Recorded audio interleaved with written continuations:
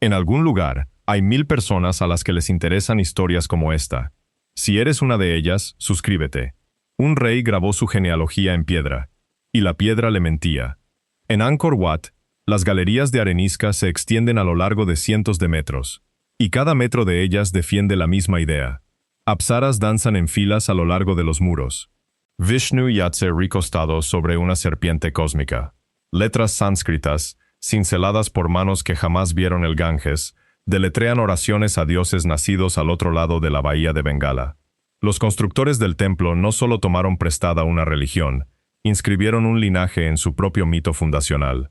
Un sacerdote brahman errante, según cuenta la historia, navegó hacia el este desde la India, derrotó a una princesa serpiente local en un duelo de armas, se casó con ella y fundó la línea real que un día erigiría el monumento religioso más grande del planeta. Durante más de 1000 años, los reyes que afirmaban descender de ese matrimonio decían, en efecto, venimos de la India. Está en las inscripciones, está en los relieves del templo, está en el nombre que dieron al origen de su propia dinastía. Entonces volvieron los genomas. Los estudios de ADN modernos realizados en la población descendiente de esa línea real revelan algo que las inscripciones jamás predijeron. Una ascendencia detectable del subcontinente indio que se sitúa en un porcentaje muy bajo, o incluso menos, muy lejos de lo que sugeriría un linaje milenario. Un imperio grabó "Venimos de la India" en sus templos, su escritura, su genealogía real, pero su sangre, cada vez más, dice lo contrario. Si los reyes dioses de Angkor juraban que sus ancestros provenían de la India, ¿por qué su ADN apenas lo recuerda? Durante más de 100 años, los historiadores tuvieron un término preciso para describir lo que sucedió aquí: indianización. Esta teoría se remonta en gran medida a un solo hombre, el erudito francés Georges Coedes, cuya obra de principios y mediados del siglo XX sentó las bases de casi todo lo escrito posteriormente sobre la historia temprana del sudeste asiático. Coedes analizó los reinos que surgieron a lo largo del delta del Mekong y las llanuras camboyanas, primero Funan, luego Chenla y finalmente Angkor, y observó una civilización transformada por completo por el contacto con la India, que comenzó aproximadamente entre los siglos I y V después de Cristo. El mito fundacional que heredó y ayudó a canonizar proviene de las crónicas de la corte china, específicamente del libro de Liang, que narran la llegada en barco de un brahman llamado Kaundinya desde la India, su victoria en batalla sobre una princesa naga local llamada Soma, su matrimonio con ella y la fundación del reino de Funan.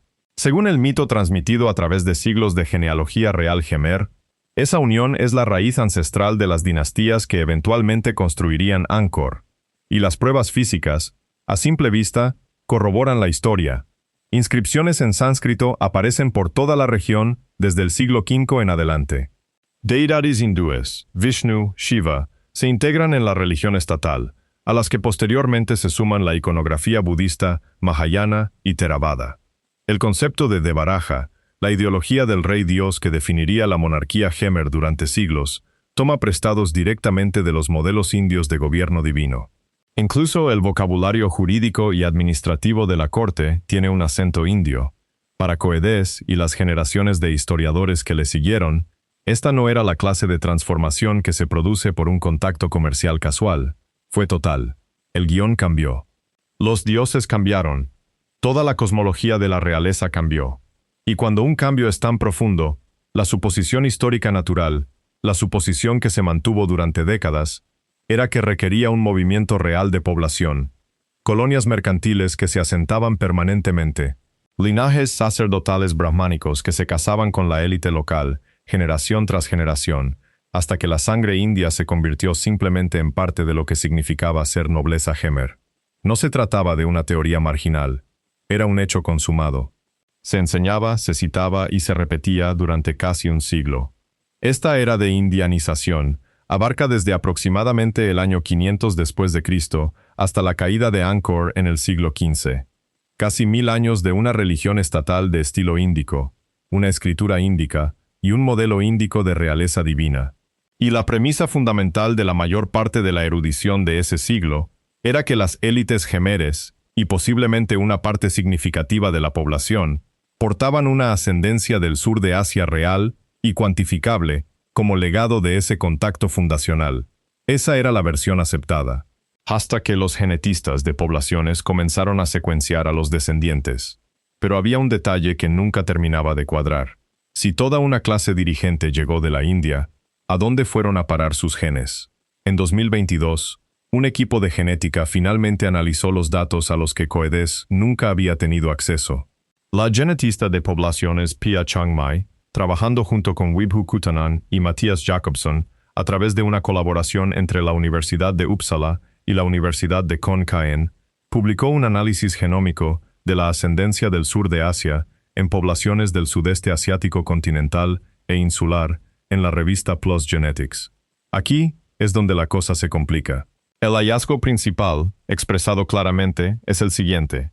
La ascendencia genética del sur de Asia detectable en la mayoría de las poblaciones del sudeste asiático continental, incluidos los grupos de habla Jemer, es sorprendentemente baja. En muchas de las poblaciones analizadas, se sitúa en el nivel del ruido de fondo estadístico, o cerca de él. Solo en focos aislados se observa una señal, aunque sea modesta. Piensa en la mezcla genética como en la tinta que cae en un lago. Tras suficientes generaciones y suficientes matrimonios mixtos, con una población mucho mayor, incluso una contribución fundacional real puede diluirse hasta convertirse en algo apenas distinguible del agua que la rodea. Esa es la metáfora. Las cifras que la respaldan son más directas.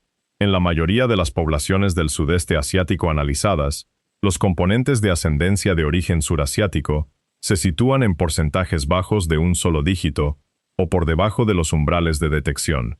Compárese eso con casi 1 milenio de inscripciones en sánscrito. Compárese con una religión estatal basada en deidades hindúes importadas. Compárese con una genealogía real que insiste explícitamente y repetidamente en la ascendencia india. La cultura dice una cosa, el genoma dice otra. Y aquí está el detalle que recontextualiza todo en el mito fundacional. La princesa Naga Kaundinya, supuestamente conquistada y casada con Soma, no es una figura india en absoluto. La Naga, la deidad serpiente, es una figura mitológica indígena, preexistente del sudeste asiático, presente en la cosmología de la región mucho antes de que cualquier brahmán supuestamente desembarcara. Esto significa que la historia del origen que los reyes jemeres dedicaron siglos a grabar en sus templos puede que no registre la llegada y el asentamiento de una población extranjera. Puede que registre algo más cercano a lo contrario, una población local que absorbió una idea extranjera y generaciones posteriores que relataron esa absorción como una herencia genética. Los investigadores se cuidan de presentar esto como una probabilidad, no como una certeza. La migración y la mezcla genética antiguas son notoriamente difíciles de reconstruir con total confianza, y las muestras de población modernas son un reflejo imperfecto de lo que sucedió 1000 años antes. Pero el patrón se confirma, estudio tras estudio. La señal de baja ascendencia no se limita a una sola ciudad o a un solo conjunto de muestras. Sí manifiesta ampliamente en toda la población moderna, lo que plantea una pregunta inmediata e incómoda. ¿Fue la ascendencia indígena alguna vez numéricamente significativa? ¿O se concentró en una pequeña élite no representativa que simplemente dejó poca huella genética en el acervo genético general? El sistema de escritura de una civilización se trasladó. Sus dioses se trasladaron. Toda su ideología real se trasladó, íntegramente, al otro lado del Golfo de Bengala. Su población, genéticamente, en su mayor parte, no lo hizo. Limpio, total, y casi completamente ausente en la sangre. Si la migración no fue real, no a escala poblacional, no como lo supusieron los libros de texto durante un siglo, entonces debe haber otra explicación para cómo todo un imperio adoptó un dios extranjero, una escritura extranjera y un modelo de monarquía extranjero como si fueran propios. Y esa explicación no es sencilla. La primera teoría no requiere que ni un solo colono indio haya puesto un pie en suelo camboyano. Historiadores modernos, entre ellos Kenneth Hall y posteriormente Miriam Stark de la Universidad de Hawái, reinterpretaron los fundamentos sobre los que Coedes había construido su carrera. En su análisis revisado, la indianización no era colonización ni asentamiento masivo, sino emulación por parte de la élite, llevada a cabo a lo largo de las rutas comerciales marítimas que conectaban la bahía de Bengala con el delta del Mekong. He aquí el mecanismo. Esas rutas comerciales transportaban mercaderes. Transportaban especialistas rituales brahmánicos itinerantes. Transportaban monjes budistas, pequeños grupos de individuos que se desplazaban a lo largo de redes comerciales establecidas, cuyas tecnologías religiosas y administrativas fueron adoptadas, deliberadamente, estratégicamente, por gobernantes locales que buscaban proyectar legitimidad y prestigio y asegurar su posición diplomática dentro del mucho más amplio panorama comercial del Océano Índico. Las cifras involucradas son casi ridículamente pequeñas en comparación con la magnitud de la transformación. Algunas estimaciones sitúan la presencia total de comerciantes y sacerdotes del sur de Asia en los asentamientos portuarios de principios de la era Funan en tan solo unos pocos cientos de individuos en cualquier momento dado. Unos pocos cientos de personas en asentamientos y reinos que con el tiempo llegaron a sumar cientos de miles. Una población demasiado pequeña, según cualquier modelo común de mezcla genética, para dejar una huella genómica duradera en la población posterior. Y el beneficio para los gobernantes locales es evidente. La adopción del sánscrito, la adopción de la monarquía ritual hindú, la adopción de los códigos legales indios. Nada de eso requirió una sola novia extranjera, una sola colonia de colonos, un solo cambio demográfico. Solo requirió que las élites locales reconocieran un conjunto de ideas útiles y las pusieran en práctica, accediendo así a una prestigiosa red transoceánica de comercio y diplomacia sin que ello implicara un reemplazo poblacional real. Es una teoría elegante, sin embargo, por sí sola, es incompleta. La mera difusión cultural se enfrenta a un problema muy específico. No explica por qué el mito fundacional de la dinastía gobernante insiste en un ancestro extranjero literal. Las culturas que simplemente adoptan una religión, una escritura o un modelo administrativo no suelen inventar un linaje fundador que lo acompañe. Los mitos de mera apropiación cultural tienden a seguir siendo mitos de apropiación cultural. No suelen recurrir a la genealogía, a menos que exista algún indicio de matrimonio mixto genuino subyacente a la historia, por pequeño que sea. El comercio y la imitación explican mucho, explican la escritura, explican a los dioses, explican una ideología de baraja importada íntegramente de un modelo indio de realeza divina. Lo que no explican del todo es por qué la genealogía real misma, no los templos ni la religión, sino el linaje real que se reclama para los reyes, insiste tan específicamente en la sangre extranjera. Existe una segunda explicación, más compleja, y comienza en el único lugar donde ningún estudio demográfico moderno a gran escala se diseñó para analizar: el propio palacio. El palacio en sí mismo conserva su propio tipo de registro, y no es uno que un estudio de población haya sido diseñado para leer. La segunda teoría no cuestiona las bajas cifras de ascendencia, sino su procedencia. Cada genoma en un amplio panel poblacional moderno proviene de descendientes comunes, agricultores, comerciantes, habitantes de ciudades, la base de la pirámide poblacional. Ninguno proviene de linajes reales verificados, ni de entierros sacerdotales confirmados. Si alguna vez existió una ascendencia real del sur de Asia en la historia de Angkor, según esta teoría, es posible que nunca haya habitado otro lugar que no sea dentro de una reducida y hermética clase dominante. Un pequeño círculo de nobleza y clero que se casaba principalmente entre sí y, ocasionalmente, con selectas familias de la élite local, manteniendo cualquier señal genética extranjera confinada en un ámbito demasiado reducido para que un estudio poblacional pudiera abarcarla. Imagínelo como una marca de agua impresa, solo en las primeras páginas de un libro enorme. Si hojea todo el volumen buscándola, concluirá que no hay ninguna marca de agua. Pero si se fija específicamente en esas primeras páginas, ahí está. El muestreo de 2022 se diseñó para leer el libro completo. Nunca se diseñó para aislar las primeras páginas, porque nadie las ha recuperado jamás. Y aquí es donde la situación se vuelve realmente inestable, porque las cifras contradicen tanto la teoría 1 como la teoría 2.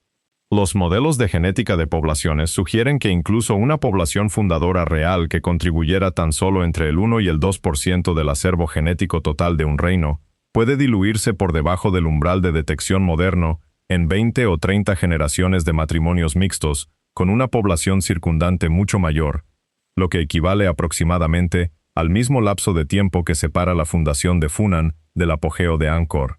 Si hacemos esos cálculos, surge una conclusión incómoda. Una pequeña contribución fundadora, genuinamente real, es matemáticamente compatible con la misma señal casi nula que los investigadores observan hoy en día. lo que significa que quienes crearon el mito podrían no haber mentido en absoluto. Simplemente podrían haber estado describiendo algo que un panel genómico moderno no es lo suficientemente preciso para detectar. Los investigadores son muy cuidadosos al presentar esto como una inferencia plausible, no como un hallazgo demostrado. Aún no se ha recuperado ADN antiguo confirmado de enterramientos reales o sacerdotales verificados del período Angkor. Sin esa evidencia directa, la endogamia de la élite sigue siendo una explicación matemáticamente elegante que los datos actuales no pueden probar ni descartar. Así que el mito fundacional podría ser genéticamente plausible después de todo. Simplemente imposible de probar con lo que hay actualmente bajo tierra. Pero, subyacente a todo ese debate, hay una suposición que nadie ha puesto a prueba, que la verdadera historia Jemer comienza con Angkor.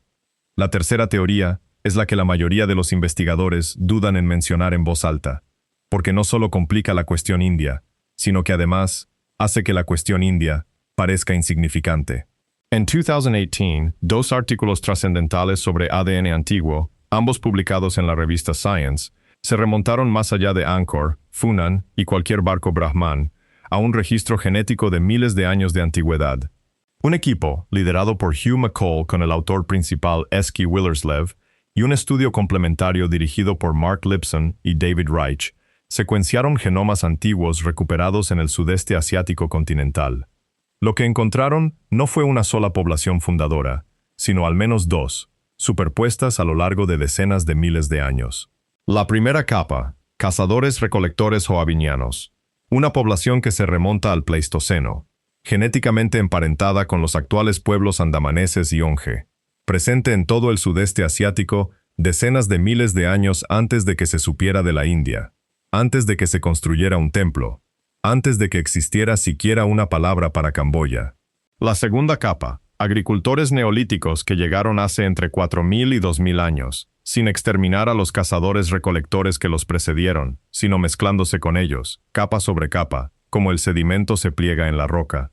Esa mezcla genética de dos capas, cazadores-recolectores y agricultores, no es una simple nota a pie de página en la ascendencia Jemer moderna. Es su estructura.